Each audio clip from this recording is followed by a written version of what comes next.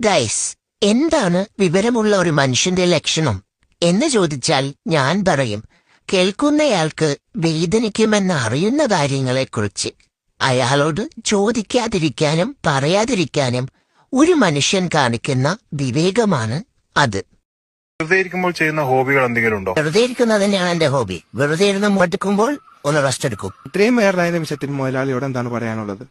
ഏത് മുതലാളി 2 കട്ട്ലറ്റ് വാങ്ങി തന്നാൽ ഞാൻ ഏതാണ്ട് കൂടെയും പോകും. നീ കുറെ നേരമായല്ലോടി കൂടെ ചൊറിയും കുത്തിയിരിക്കുന്നെ.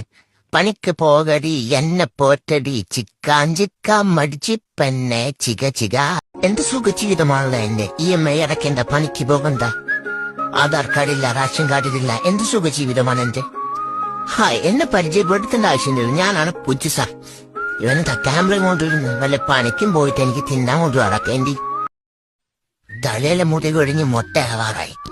തലയെ തയ്ക്കാൻ കുറച്ച് ചെമ്പരത്തിയില പറിച്ചു തരാൻ പറഞ്ഞ ഇവിടെ അമ്മച്ചിക്കും മോനെ ഒടുക്കത്ത തിരക്ക്. എന്റെ കഷ്ടകാലം. എന്റെ തലയിലെ മുടിയല്ലേ പോണത്. ഇനിയിപ്പൊ ഞാൻ തന്നെ കയറി പറിച്ചല്ലേ പറ്റും.